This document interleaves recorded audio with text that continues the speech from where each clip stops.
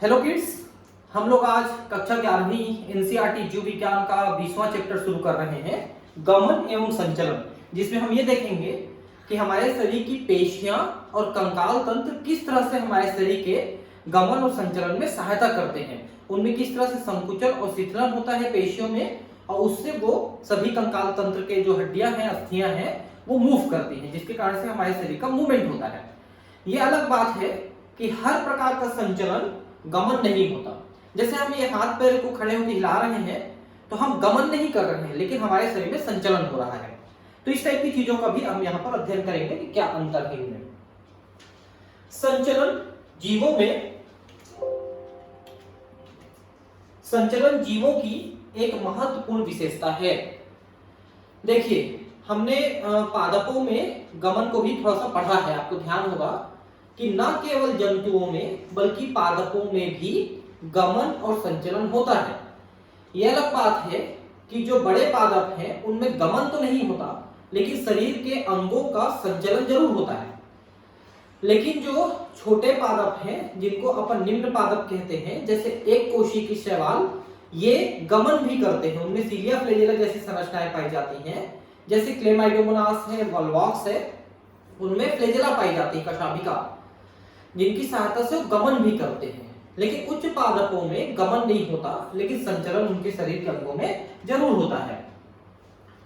जंतुओं एवं पादपों में अनेक तरह के संचलन होते हैं। अमीबा सदृश एक कोषी जीव में जीव द्रव्य का प्रवाही संचलन इसका एक साधारण उदाहरण है। देखिए, जब आप अमीबा के संचलन की बात करते हैं या उसके गमन की बात करते हैं, तो उसकी कोशिका के अंदर जो जीव द्रव्य है वो गति करते रहती है अंदर ही अंदर, और उसकी गति के कारण से उसमें स्यूडोपोडिया, ठीक है, वो बनता है, जिसके कारण से वो गति भी कर पाता है। हमारे शरीर में भी अमीबॉइड मूवमेंट करने वाले, अमीबा की तरह गति करने वाले कुछ कोशिकाएं होती हैं, जिनको अपन भक्षी कोशिकाएं कहते हैं। जैसे हमारे रक्त में होती हैं बहुत सारी, अभी हम बात करेंगे उसके बारे में। कई जीव पक्षमाव यानी सीलिया, कशाभ यानी कि फ्लैजेला और स्पर्शक यानी टेंटिकल के द्वारा संचलन करते हैं। ये स्पर्शक किसमें पाया जाता है पता है? हाइड्रा में। हाइड्रा के ऊपर ऐसे स्पर्शक पाए जाते हैं जो ऐसे उल्टा होकर के उसके द्वारा गति कर सकता है। सीलिया फ्लैजेला तो आपको पता है कि सीलिया जो है पैरामीशियम में है, फ्लैजेला यूग्लिना में है, ये तो आपको पता है। मनुष्य अपने पाद, जबड़े, पलक, जिह्वा आदि को गतिशील कर सकता है। हम अपने हाथ पैर को, जीभ को, जबड़े को, बाकी अंगों को भी हम गतिशील कर सकते हैं, कि गति कर सकते हैं। कुछ संचलनों में स्थान या अवस्थिति परिवर्तन होता है, मतलब हम एक स्थान से दूसरे स्थान की ओर गति करते हैं, ठीक है। ऐसे ऐच्छिक संचलनों को गमन कहते हैं। तो गमन के लिए आपका स्थान परिवर्तन होना बहुत जरूरी है, ठीक है। टहलना, दौड़ना, चढ़ना, उड़ना, तैरना आदि सभी गमन या संचलन के ही कुछ रूप हैं, ठीक है। शरीर एक स्थान से दूसरे स्थान में गति करता है। संचलन संरचनाओं का अन्य प्रकार की गति में संलग्न संरचनाओं से भिन्न होना आवश्यक नहीं है, ठीक है। तो देखिए, संचलन और गमन में अंतर हम अब पढ़ेंगे कि आप खड़े होकर हाथ पैर हिलाएंगे तो गमन नहीं है, लेकिन संचलन है। मतलब हर प्रकार का गमन संचलन है, लेकिन हर प्रकार का संचलन गमन नहीं है, ये हम पढ़ेंगे। उदाहरण के लिए पैरामीशियम में पक्षमाव भोजन की कोशिका ग्रसनी में प्रवाह और चलन दोनों कार्य होते हैं। देखिए, पैरामीशियम का जो सीलिया है, एक तो पानी में तैरने में सहायता करता ही है, इसके साथ क्या करता है वो पानी की ना एक धारा बनाता है। उसकी कोशिका जो है, इस टाइप की कोशिका है मान लो, तो यहां पर एक साइटोस्टोम पाया जाता है, जिसके माध्यम से भोजन करता है। तो पानी की एक धारा, वो साइटोस्टोम, जिसको यहां पर कोशिका ग्रसनी लिखना है, साइटोफेरिक्स, उसमें ये पानी की एक धारा भेजता है, और वो धारा ऐसे अंदर जाके बाहर निकल आती है। इस दौरान ये छोटे भोजन के कणों को छान के अलग करके उसको अपनी कोशिका के अंदर भोजन के रूप में ग्रहण कर लेता है, और बाकी चीजों को रिजेक्ट कर देता है पानी में। तो पानी की धारा ऐसे अंदर बाहर हो रही है। जिसके माध्यम से ये भोजन ग्रहण करता है। साथ ही साथ ये अपनी गति का भी कार्य ये सीलिया के माध्यम से करता है। हाइड्रा अपने स्पर्शक, शिकार पकड़ने और चलन दोनों के लिए प्रयोग कर सकता है। ये भी मैंने अभी आपको बताया, हाइड्रा शिकार को पकड़ने के लिए अपने टेंटिकल्स, अपने स्पर्शक को ऐसे पकड़ के अपने माउथ के अंदर भर लेता है। हाइड्रा के ऊपरी सिरे में जैसे माउथ है, तो माउथ के ऊपर ऐसे कुछ उंगलियों जैसे टेंटिकल्स निकले होते हैं। ये भी सूक्ष्म जीव ही है, बहुत ज्यादा बड़ा जीव नहीं है, और वो टेंटिकल्स के माध्यम से भोजन को पकड़ के, सूक्ष्म जीवों को पकड़ के अपने अंदर लेता है। हम अपने पाद शरीर की मुद्रा बदलने के लिए प्रयोग में लाते हैं और चलन के लिए भी। पाद मतलब हाथ पैर, ये यहाँ पर हम गति करने के लिए, चलन करने के लिए और अपने शरीर के जो है मूवमेंट कराने के लिए अपन प्रयोग ले रहे हैं। उपयुक्त प्रेक्षणों से संकेत मिलता है कि गति और चलन का पृथक रूप से अध्ययन नहीं किया जा सकता। तो गति और चलन एक ही के सिनोनिम है। दोनों के संबंध को इस उक्ति में समाहित किया जा सकता है कि सभी चलन गति होते हैं, लेकिन सभी गति चलन नहीं होते। चलन के लिए एक स्थान से दूसरे स्थान में आप जाना पड़ेगा, लेकिन जो गति है वो हम अपने हाथ पैर को खड़े होकर भी हिला सकते हैं। जंतुओं के चलन के तरीके परिस्थिति की मांग और आवास के अनुरूप बदलते रहते हैं, फिर भी चलन की क्रिया प्रायः भोजन, आश्रय, साथी, अनुकूल प्रजनन स्थल, अनुकूल प्राकृतिक स्थिति की तलाश में शत्रु भक्षियों से पलायन के लिए की जाती है। तो आप गति किसके लिए करते हो, चलन किसके लिए करते हो, या कोई जंतु किसके लिए चलता है? तो इन सभी कार्यों के लिए, भोजन खोजने के लिए, रहने के लिए जगह, अपनी साथी जिसके साथ प्रजनन कर सके, अनुकूल प्रजनन स्थान खोजता है ना, अनुकूल परिस्थिति खोजता है ताकि वो आसानी से जिंदा रह सके, उसके लिए वो एक स्थान से दूसरे स्थान में जाता है। और एक और बहुत इंपॉर्टेंट पार्ट है, जो उनको पकड़ के खाते हैं उनसे बचने के लिए भी ये गमन करते हैं। अब है गति के प्रकार। ठीक है, मानव शरीर की कोशिकाएं मुख्यतः 3 प्रकार की गति दर्शाती है, यथा अमीबीय, पक्षमाभीय और पेशीय। देखिए, हमारे शरीर में अमीबी गति किसमें होता है? जितने हमारे शरीर में भक्षाणु हैं, जो बैक्टीरिया, वायरस वगैरह को पकड़ के खाते हैं, जिनमें मुख्यतः हमारे रक्त की न्यूट्रोफिल और मोनोसाइट, ये श्वेत रक्त कणिकाओं के नाम है WBC के, वो पकड़ के खाते हैं। और भी हमारे ऊतकों में तरह तरह के होते हैं, लिवर में कुफर होता है, लंग में डस्ट सेल होते हैं, है ना, और कनेक्टिव टिश्यू में आपके हिस्टियोसाइट होते हैं। ये भक्षकाणु हैं जो भक्षण की क्रिया द्वारा खाते हैं। तो ये एक स्थान से दूसरे स्थान में स्यूडोपोडिया के द्वारा गमन करते हैं, वो अमीबी गति है। और सीलिया वाली गति कहां पर है? पक्षमाभ वाली गति। तो देखिए, एक तो हमारे श्वसन तंत्र में है, जैसे ये ट्रेकिया है ना, श्वास नाला, इसकी दीवार में म्यूकस है और उसके अंदर में, म्यूकस के अंदर सीलिया है, जो म्यूकस को ऐसे हटा हटा करके वहां पर नया म्यूकस सीक्रेट कराते रहता है, स्रावित कराते रहता है। क्योंकि जब हम सांस लेते हैं तो ये म्यूकस जो है डस्ट वगैरह चिपकने से खराब होते रहते हैं, तो इनको हटा करके नया म्यूकस वहां पर स्रावित कराने का काम करता है, और ये इसको हटाता है म्यूकस को। ठीक है, वही सिगरेट पीने वालों के जो सीलिया है खराब हो जाता है, जिससे म्यूकस खराब वाला हट नहीं पाता और वहां पर कैंसर कारक चिपक जाते हैं, तो उनके गले वाले के कैंसर हो जाते हैं, तो सिगरेट पीने वालों को। इसके अलावा जो सीलिया वाली गति कहां पर है? तो जो फीमेल है, मादा है, उनका जो प्रजनन तंत्र है, जिसको हम ओविडक्ट कहते हैं, डिंब वाहिनी नलिका, वहां पर सीलिया होते हैं जो अंडाणु को ऐसे आगे बढ़ाते हैं, क्योंकि सीलिया का काम आगे बढ़ाना है हमेशा। तो मादा की प्रजनन तंत्र में अंडाणु को आगे बढ़ाने के लिए डिंब वाहिनी नलिका के अंदर सीलिया होती है, जो अंडाणु को ऐसे आगे बढ़ाती है। आपने अध्याय 8 में पढ़ा कि पक्षमाभ एवं कशाभिका कोशिका झिल्ली की अपवृद्धि है। ठीक है, कोशिका झिल्ली ही वृद्धि करके सीलिया और फ्लैजेला बनाते हैं। ठीक है, कशाभिका गति शुक्राणुओं को तैरने में सहायता करती है। देखिए, जो जंतु हैं उनके शुक्राणुओं के पिछले हिस्से में पूंछ के जैसा जो कशाभिका होती है वो लगी होती है, जो उसको पानी में या द्रव में तैरने में मदद करती है।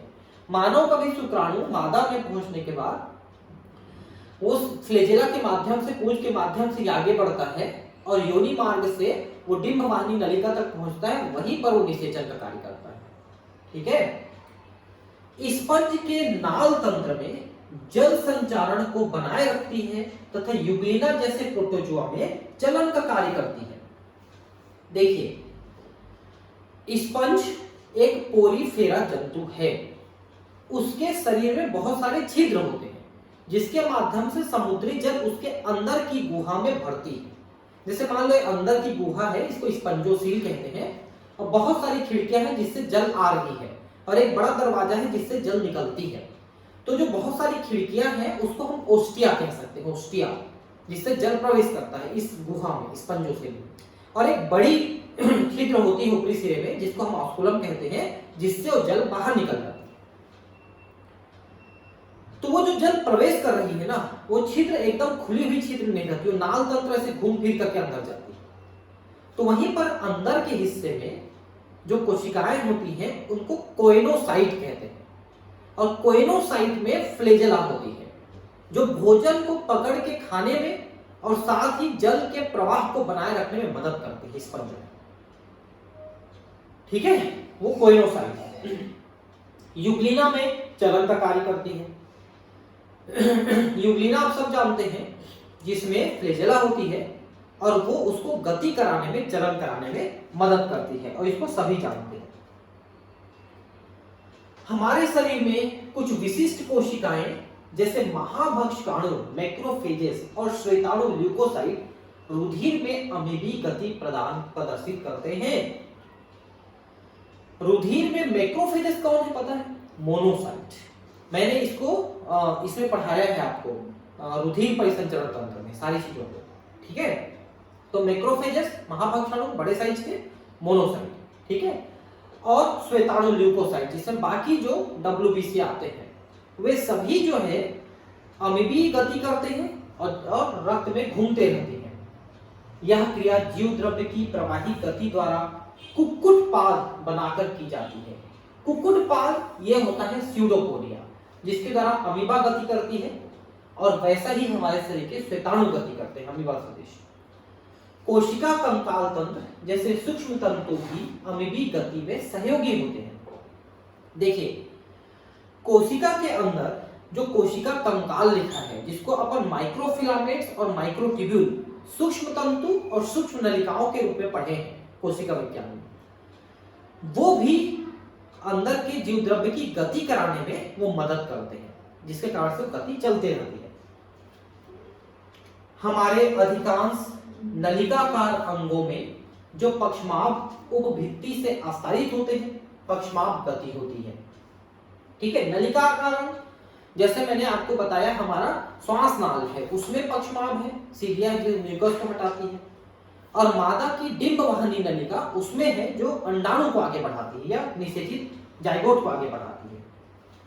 श्वास नली में पक्षमाभों की समन्वित गति से वायुमंडलीय वायु के साथ प्रवेश करने वाले धूल कणों एवं बाह्य पदार्थों को हटाने में मदद मिलती है।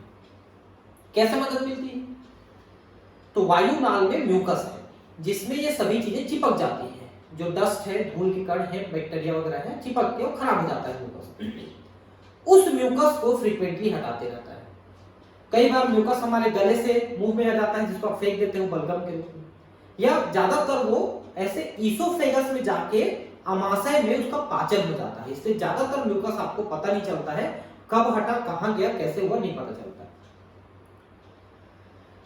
क्योंकि हमारा जो वायुनाल है उसके ठीक पीछे ये ग्रास नली है, उसमें चला जाता है म्यूकस, तो जाके आमाशय में उसका पाचन हो जाता है।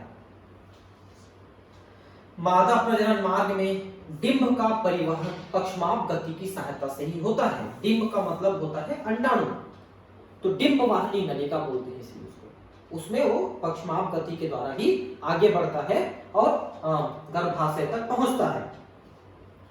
हमारे पैरों में, जबड़ों में, जिह्वा आदि की गति के लिए पेशीय गति आवश्यक है।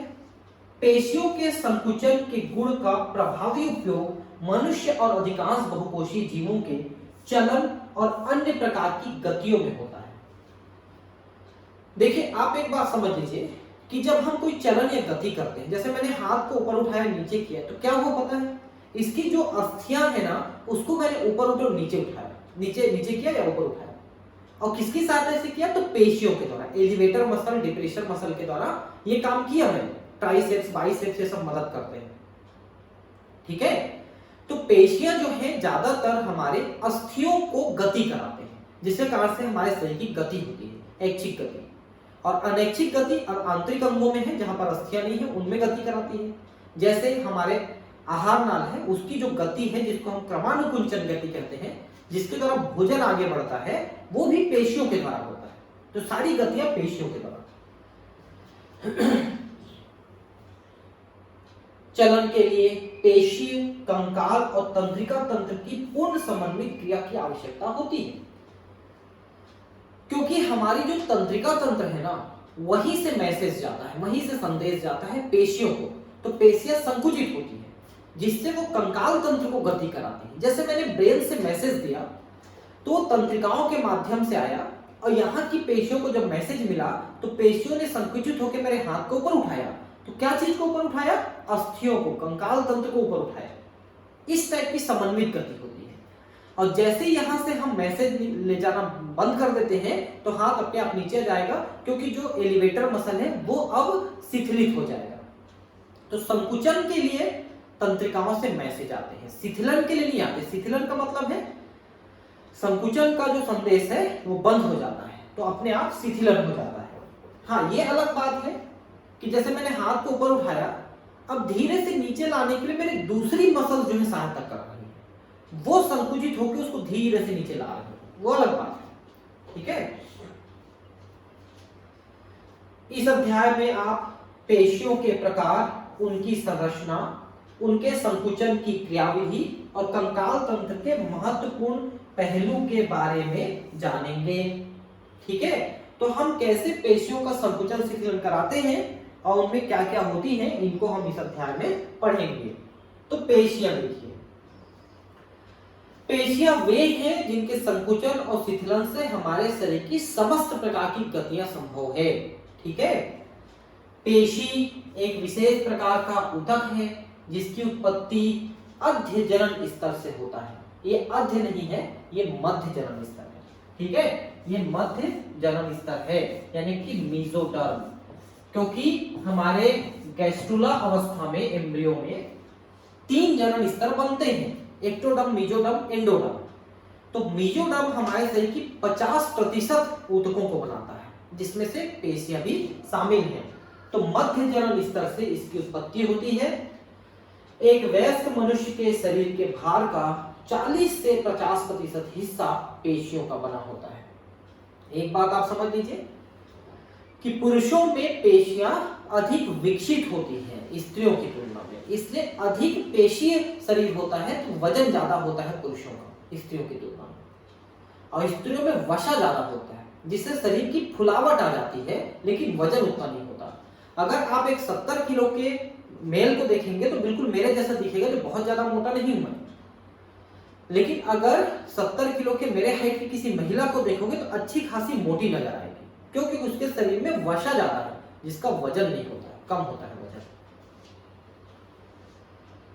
इनके कई विशेष गुण होते हैं पेशियों के, जैसे उत्तेजनशीलता, संकुचनशीलता, प्रसार्य एवं प्रत्यास्थता। देखिए, उत्तेजनशीलता का मतलब क्या है, एक्साइटेबिलिटी है।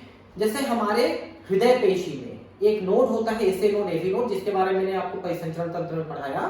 वहां से उत्तेजना निकलती है जो पेशियों के संकुचन में और हार्ट के बीट कराने में मदद करता है। संकुचनशीलता तो है ही है।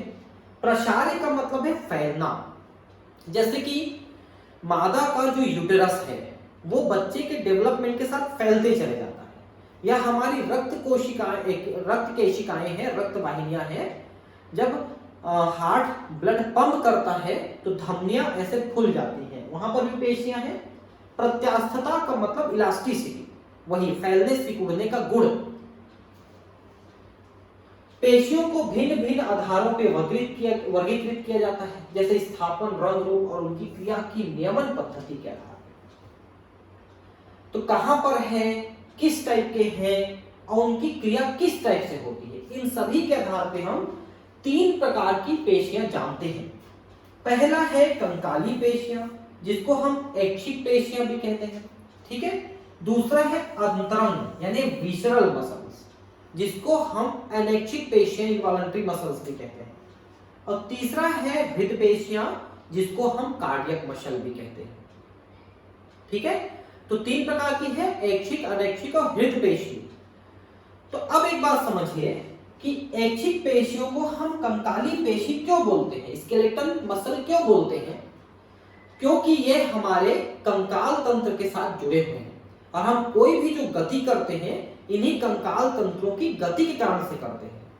जैसे हमने हाथ को ऊपर उठाया, अभी बताया मैंने, तो यहाँ की अस्थियों को ऊपर उठाया ना मैंने, तो जैसे कि ये बोन है हाथ की, तो इसको ये मसल्स ऐसे पकड़ के रखे हैं, बस यही मसल्स इनको लेके ऊपर उठा रहे हैं, तो हमारा हाथ ऊपर उठ रहा है, तो कंकाली पेशियां कहलाती है, ठीक है। दूसरी बात, इन्हीं को हम रेखित पेशी या हम इसको स्तरित पेशी के नाम से भी जानते हैं, क्योंकि इनमें ऊतकों के एक से ज्यादा कोशिकाओं के एक से ज्यादा स्तर जुड़े होते हैं एक साथ, तो उनमें धारियां नजर आती हैं, जो कई स्तर, जैसे एक किताब है, किताब में कई पेजेस होते हैं जिनके कारण से वो धारियां दिखाई देती हैं पेज के बाद, वैसे तो स्तरित हम कहते हैं या रेखीय कहते हैं, क्योंकि रेखित इसलिए कहते हैं क्योंकि रेखाएं दिखती हैं अपने को, इन्हीं को। और जो अंतरंग पेशियां हैं, हम इनको विसरल मसल्स क्यों बोले, अंतरंग पेशियां क्यों बोले, अनैच्छिक पेशियां, क्योंकि शरीर के आंतरिक अंगों में है, इनका संचालन हमारे विल पावर से नहीं है, हम जब चाहते हैं तब नहीं चलता है, वो अपने आप चलते रहता है।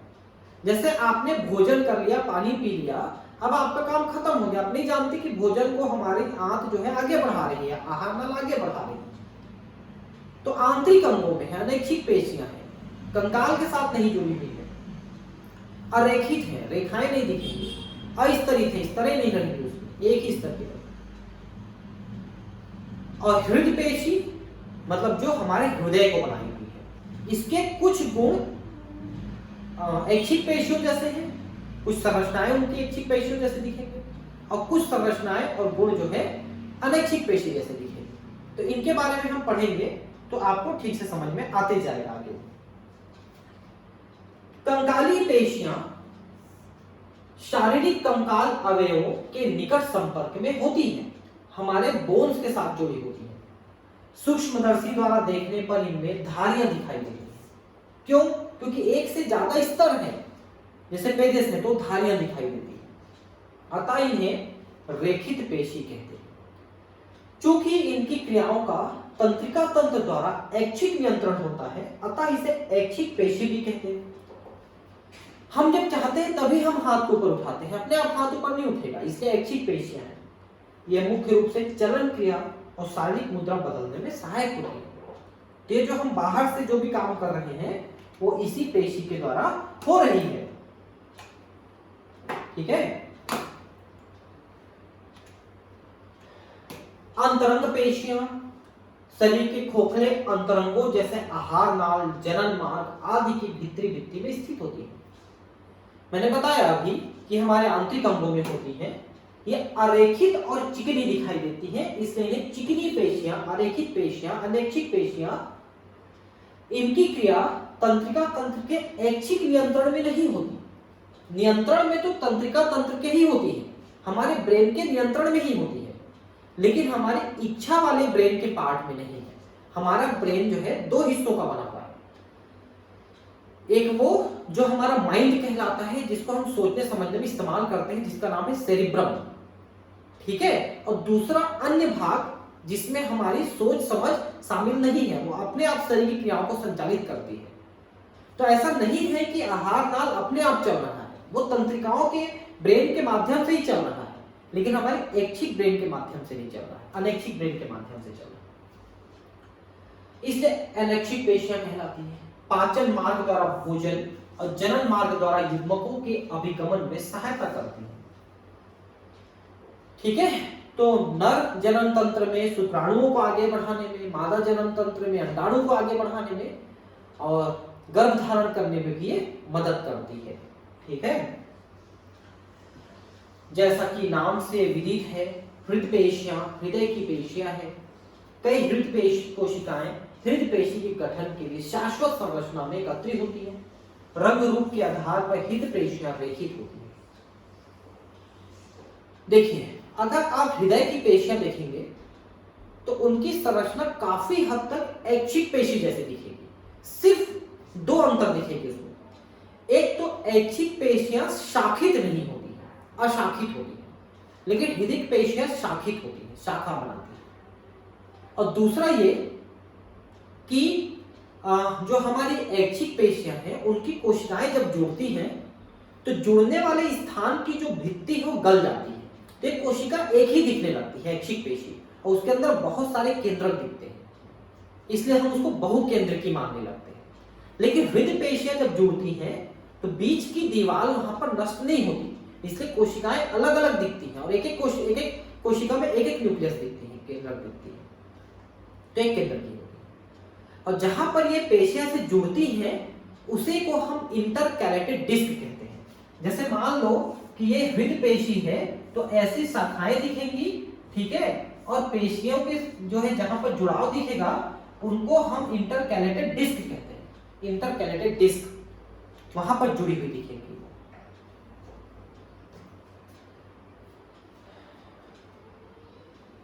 ठीक, हृदय पेशियों के बारे में हमने कहा ये अनैच्छिक स्वभाव की होती है क्योंकि तंत्रिका तंत्र इनकी क्रियाओं को सीधे नियंत्रित नहीं करती है। मतलब हृदय के संकुचन शिथिलन सिस्टोल डायस्टोल को सीधे नियंत्रित नहीं करता ब्रेन, वो अपने आप चलता है। अगर हृदय को निकाल भी दोगे तो वो धड़कन चालू रहता है। ये अलग बात है कि उसके धड़कन की स्पीड को कम ज्यादा हमारा ब्रेन करा सकता है। कंकाल पेशी की संरचना और संकुचन क्रियाविधि को समझने के लिए हम इनका विस्तार से परीक्षण करेंगे। हमारे शरीर में प्रत्येक संगठित कंकाल पेशी कई पेशी बंडलों या पुलिकाओं की बनी होती है जो संयुक्त रूप से कोलेजनी ऊतक स्तर से घिरी रहती है, जिसे फैशिया कहते हैं, संपट कहते हैं। अब इसको जरा ध्यान से समझ लीजिए। ये जो बाहर खींची हुई दिख रही है ये एक एक पेशियां हैं, एक एक पेशी की कोशिकाएं हैं। तो मान लो जैसे ये एक पेशी की कोशिका है तो इसके ऊपर भी श्वेत कोलेजन तंतु का एक आवरण रहता है, उसे हम एंडोमाइशियम कहते हैं। एंडोमाइशियम, ठीक है, ध्यान से समझते जाइए, ये चीजें इसमें नहीं दिया है, मैं आपको बता रहा हूं। एक एक पेशी कोशिका के ऊपर श्वेत कोलेजन तंतु का आवरण सुरक्षा के लिए, जिसको एंडोमाइशियम कहते हैं। फिर ऐसे कई कोशिकाएं आपस में मिलकर देखिए बंडल बनाएंगी।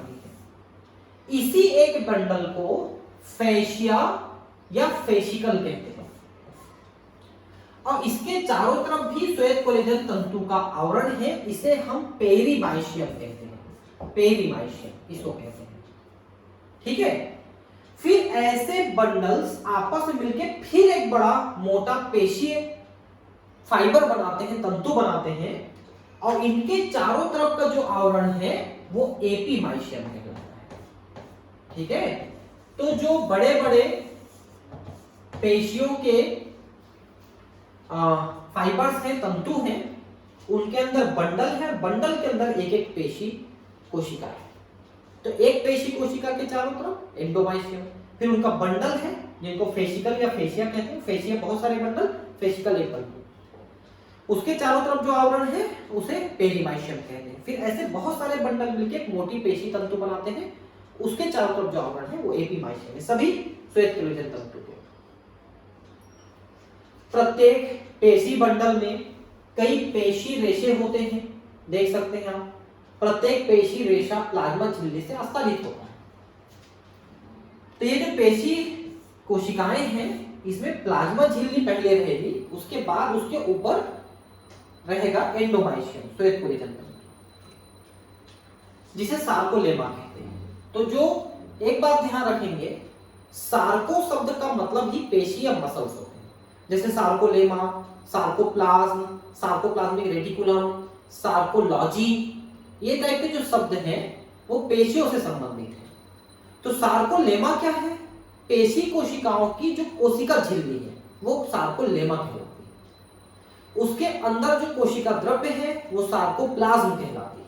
उसके अंदर जो एंडोप्लाज्मिक रेटिकुलम है उसको सार्कोप्लाज्मिक रेटिकुलम कहते हैं और इनका जो अध्ययन है उसको सार्कोलॉजी कहते हैं। तो सार्को का मतलब पेशी। पेशी रेशा एक संकोशिका है। मैंने अभी आपको बताया कि इनकी कोशिकाएं आपस में जुड़ करके उनकी जो जुड़ने वाली भित्ति है वो गल जाती है, तो कई कोशिकाएं मिलके एक कोशिका बना लेती हैं, तो उनकी जो केंद्रक है उसी एक कोशिका के अंदर बहुत सारे केंद्रक हो जाते हैं। इसलिए इसको संकोशीय सिरोसिटिक कहते हैं। ठीक है, एक कोशिका के अंदर कई केंद्रक, क्योंकि पेशी द्रव्य सार्कोप्लाज्म, आगे देखिए सार्कोप्लाज्म में कई केंद्रक होते हैं। अंतःप्रद्रव्य जालिका अर्थात पेशी रेशों के पेशी द्रव्य जालिका, जिसको सार्कोप्लाज्मिक रेटिकुलम कहते हैं, कैल्शियम आयनों का भंडार गृह है। अब ध्यान से समझिए, पेशी कोशिका है, इसके अंदर जो एंडोप्लाज्मिक रेटिकुलम है, अंतःप्रद्रव्य जालिका, उसी को हम सार्कोप्लाज्मिक रेटिकुलम कहते हैं। इसके अंदर होते हैं कैल्शियम आयन, और जब इनको पेशी संकुचन का संदेश मिलता है तंत्रिकाओं से, तो ये अपने कैल्शियम आयन को पेशी के कोशिका द्रव्य में यानी सार्कोप्लाज्म में मुक्त कर देते हैं, जिससे पेशी संकुचित होता है। और जब मैसेज बंद हो जाता है तो वापस कैल्शियम आयन को ये अपने अंदर खींच लेते हैं, और जिससे पेशी शिथिलित हो जाती है। फिर से मैं बता रहा हूं, समझ लीजिए। सार्कोप्लाज्मिक रेटिकुलम जो कि एंडोप्लाज्मिक रेटिकुलम है, उसमें कैल्शियम आयन है। जब इनको संदेश मिलता है संकुचन का, तो अपने कैल्शियम आयन को कोशिका द्रव्य में छोड़ देते हैं, तो पेशी संकुचित हो जाता है, और पेशी के कोशिका द्रव्य को सार्कोप्लाज्म कहते हैं। और जब ये कैल्शियम आयन को वापस अपने अंदर खींच लेंगे तो पेशी शिथिलित हो जाएगा। ये होता है पेशी के संकुचन और शिथिलन की क्रियाविधि कैल्शियम आयन के अंदर। तो ये कैल्शियम आयनों का भंडार गृह है। पेशी रेशा की एक विशेषता पेशी द्रव्य में समानांतर रूप से व्यवस्थित अनेक तंतुओं की उपस्थिति है, जिसे पेशी तंतु यानी कि मायोफिलामेंट या पेशी तंतु माइक्रोफाइब्रिल्स कहते हैं। देखिए, अगर आप इसके अंदर झांकेंगे, किसी पेशी रेशा या उसकी कोशिका के अंदर झांकते हैं, तो उसके अंदर आपको पतले पतले तंतुमय संरचना मिलेंगी, जो एक्टिन मायोसिन फिलामेंट के बने होते हैं। उन्हीं को अपन मायोफिलामेंट या पेशी तंतु कहते हैं। प्रत्येक पेशी तंतु में क्रमवार गहरे एवं हल्के पट या बैंड होते हैं। अब देखिए, इसको मैं आपको एक इसके द्वारा समझाता हूं, इस डायग्राम के द्वारा। देखिए, आप एक पेशी तंतु की संरचना को आप माइक्रोस्कोप पे देखिए, तो पहले आप कम पावर के माइक्रोस्कोप में देखते हैं, तो आपको पेशी में कुछ गहरे वाले भाग, गहरे रंग वाले भाग, कुछ हल्के रंग, फिर गहरे रंग, फिर हल्के रंग, ऐसे दिखते हैं। और जो हल्के रंग है उसके बीच में आपको एक धारी दिखाई देती है, हल्के रंग के बीच में। तो जो गहरा रंग है इसे ए बैंड कहते हैं, जो हल्का रंग है इसे आई बैंड कहते हैं। A from anisotropic band, anisotropic band, और हल्के रंग को आइसोट्रोपिक बैंड। एक्चुअली जो गहरा रंग है ना, वो मोटे वाले फिलामेंट का बना है, मोटे वाले तंतु यानी मायोसिन तंतु का बना है, और जो हल्का रंग है वो पतले तंतुओं का बना है, जिसको हम एक्टिन फिलामेंट कहते हैं। तो पतले होने के कारण से वो लाइट कलर के दिखाई दे रहे हैं, और मोटे होने के कारण से ये गहरे कलर के दिखाई दे रहे हैं। ठीक है, तो गहरे रंग होने के कारण से एन आइसोट्रोपिक ए बैंड, और हल्का रंग होने के कारण से आइसोट्रोपिक यानी आई बैंड कहते हैं, जो एक्टिन फिलामेंट का बना होता है। अब इसके बीच में जो ये रेखा दिखाई दे रही है, इसी को अपन जेड लाइन कहते हैं। जेड, जेड का मतलब होता है ज्विस्केन्स्की, एक साइंटिस्ट का नाम है, ज्विस्केन्स्की। ये लाइन कहलाती है जेड लाइन। ठीक है, तो अब एक चीज देखिए कि अगर हम इसको थोड़ा बड़ा करके देखें, तो ये जो जेड लाइन है, इसके आजू बाजू में ये पतले तंतु जुड़े हुए नजर आएंगे। ये पतले तंतु जिसको हम यहाँ पर एक्टिन फिलामेंट कह रहे हैं, ये जुड़े हुए नजर आएंगे। और ये जो गहरे रंग में दिख रहे हैं ये यहाँ पर मोटे तंतुओं के रूप में दिखाई देंगे, ये मोटे तंतु के रूप में दिखाई देंगे, और ये पतले तंतु, ठीक है, ऐसा दिखाई देंगे। तो मोटे तंतु मायोसिन फिलामेंट, पतले तंतु actin filament, actin filament Z line के दोनों तरफ जुड़े हुए हैं, ठीक है, ऐसा है। देखिए तो यहां पर देखिए कि दो जेड लाइन के बीच की जो जगह है, पूरा जो संरचना है, इसी को हम कहते हैं सार्कोमियर। क्या कहते हैं इसको? सार्कोमियर। और यही यहां पर संकुचनशील इकाई है, इसी में संकुचन और शिथिलन होता है। ये जो जेड लाइन है, ठीक है, यहां पर जेड लाइन इधर बनेगा, ये यहां पर होना चाहिए जेड लाइन को, थोड़ा सा फोटो ठीक से छापा नहीं है, ठीक है, ये जेड लाइन ऐसा होना था, ठीक है, ऐसा, ये एक्चुअली मुझे लग रहा है कि यहां पर छापा है, ये है जेड लाइन, ये जेड लाइन है, ठीक है।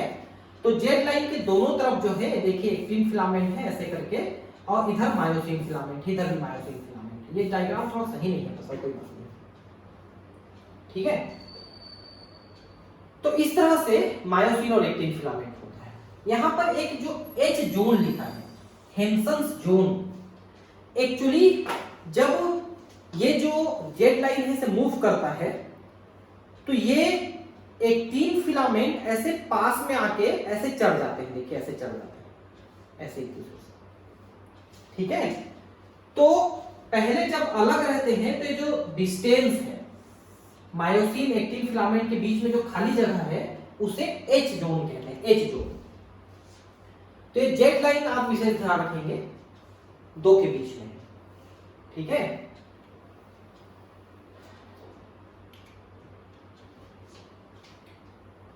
पेशी रेशक के विस्तृत अध्ययन ने यह स्थापित कर दिया है कि इनका रेखित रूप से दो प्रमुख प्रोटीन होते हैं, एक्टिन और मायोसिन के विशेष प्रकार के वितरण के कारण होता है। हल्के बैंड में एक्टिन होता है जिसे आई बैंड या आइसोट्रोपिक या समदैशिक, आइसोट्रोपिक मतलब समदैशिक बैंड कहते हैं, जबकि गहरे रंग वाले बैंडों को ए बैंड यानी एन आइसोट्रोपिक यानी कि विषमदैशिक, एन आइसोट्रोपिक बैंड कहते हैं, जिसमें मायोसिन होता है। दोनों प्रोटीन छड़नुमा संरचनाओं में परस्पर समानांतर पेशी रेशा के अनुदैर्ध्य अक्ष के भी समानांतर व्यवस्थित होते हैं, ठीक है। एक्टिन तंतु मायोसिन तंतुओं की तुलना में पतले होते हैं, अतः इन्हें क्रमशः पतले एवं मोटे तंतु कहते हैं, एक्टिन और मायोसिन। प्रत्येक आई बैंड के मध्य में इसे द्विभाजित करने वाली एक रेखा, एक प्रत्यास्थ रेखा होती है जिसे जेड लाइन कहते हैं। जेड लाइन मैंने बताया आपको, हल्के बैंड के ठीक बीच में रहता है, जिसको ज्विस्केन स्कीप के नाम से जानते हैं। पतले तंतु जेड रेखा से दृढ़ता से जुड़े होते हैं, ये भी मैंने बताया कि जेड लाइन से ये एक्टिन फिलामेंट जुड़े होते हैं। ए बैंड के मोटे तंतु ए बैंड के मध्य में एक पतली रेशेदार झिल्ली जिसे एम रेखा कहते हैं द्वारा जुड़े होते हैं।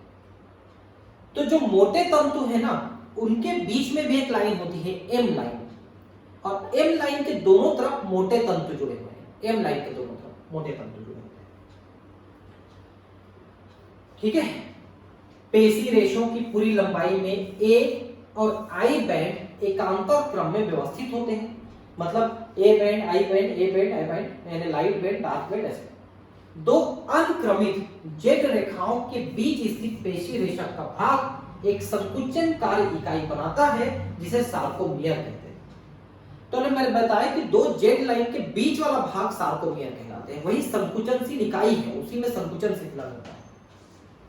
विश्राम की अवस्था में पतलू तंतुओं के सिरे दोनों ओर के मोटे तंतुओं के बीच के भाग को छोड़कर स्वतंत्र सिरों पर अतिच्छादित होती है। तो ये है मोटे तंतु, ये पतले तंतु, तो ये थोड़े दूर हो जाते हैं शिथिलन की अवस्था में, बस यही दूरी एच जोन कहलाती है, जितने दूर रहेंगे।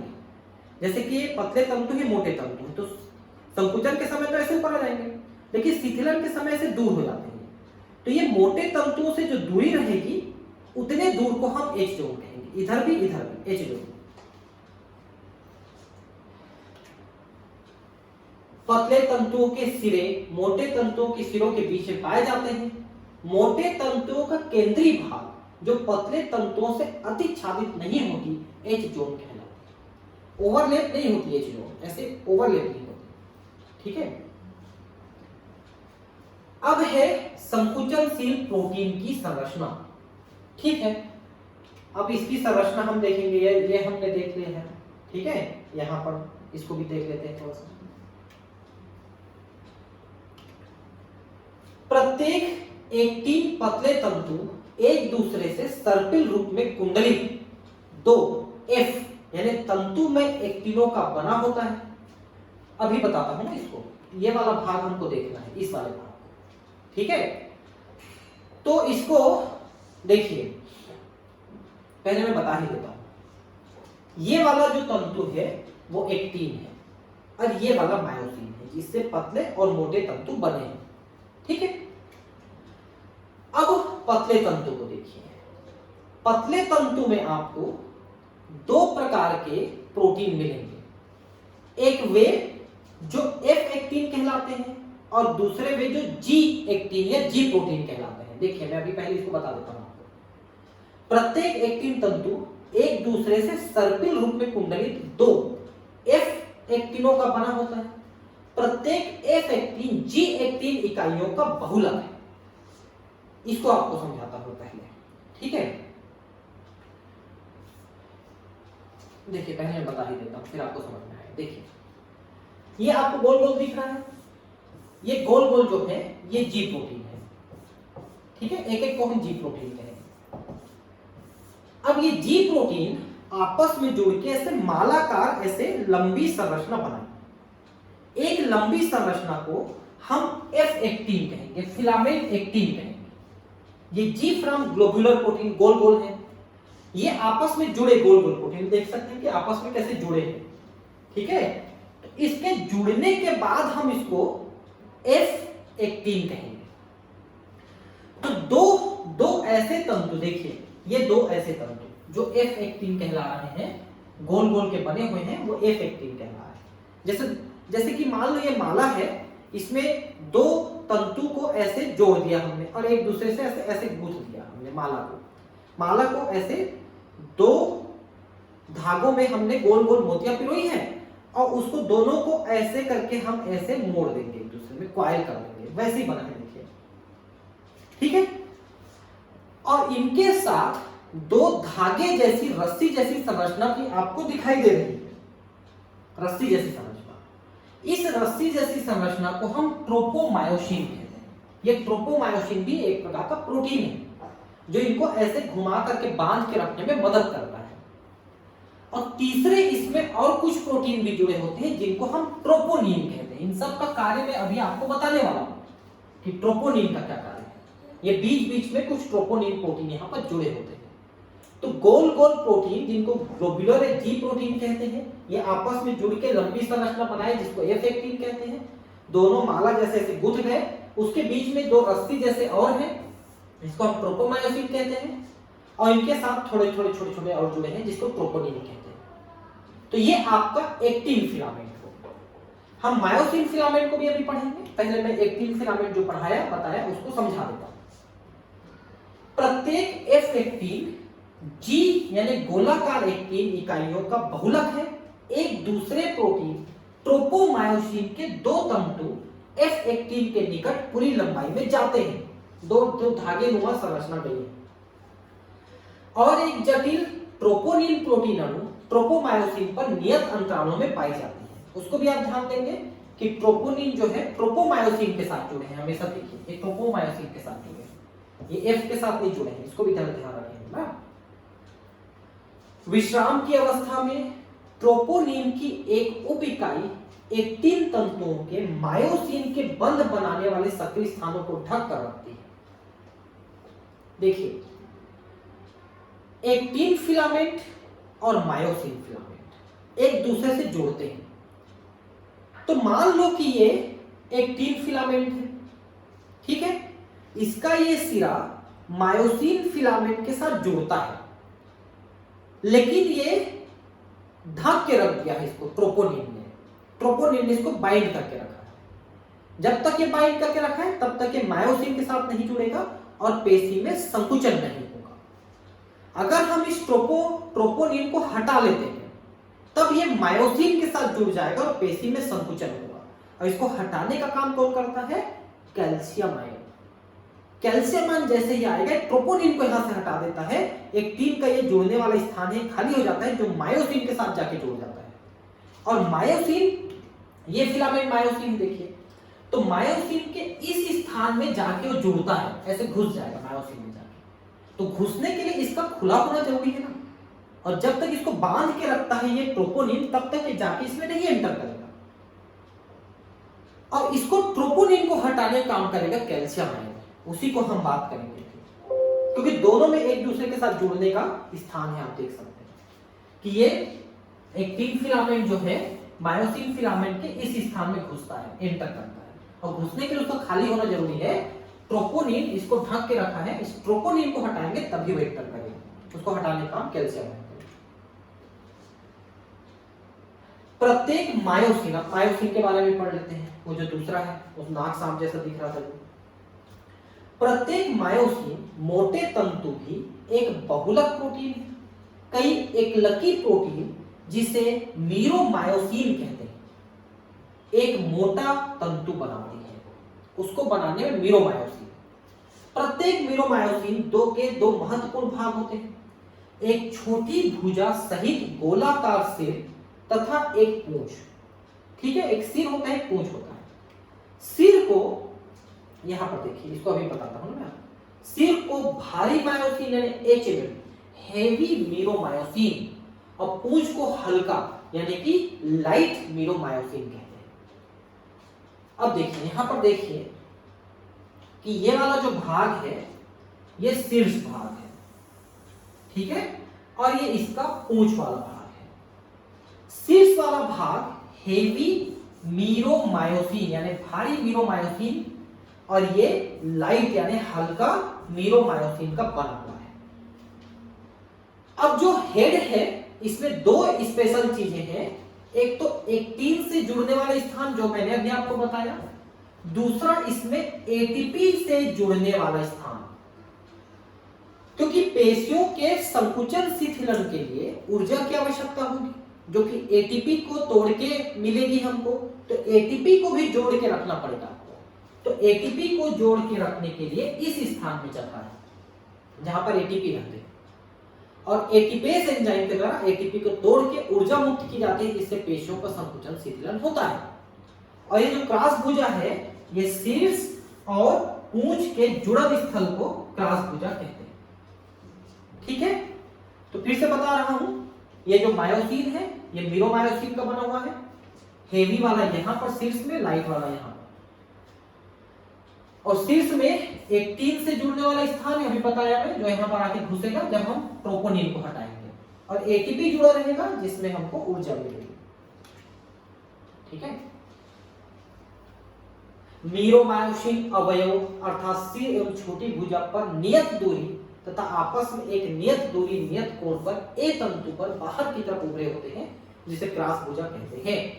मतलब सिर और पूंछ के जोड़ने का स्थान। गोलाकार सिर एक सक्रिय एटीपेस एंजाइम है जिसमें एटीपी के बंधन स्थान तथा एक्टिन के लिए सक्रिय स्थान होते हैं। एक विशेष ध्यान रखेंगे कि इसका सिर जो है खुद ही एटीपेस एंजाइम का काम करता है। एटीपेस एंजाइम क्या करेगा?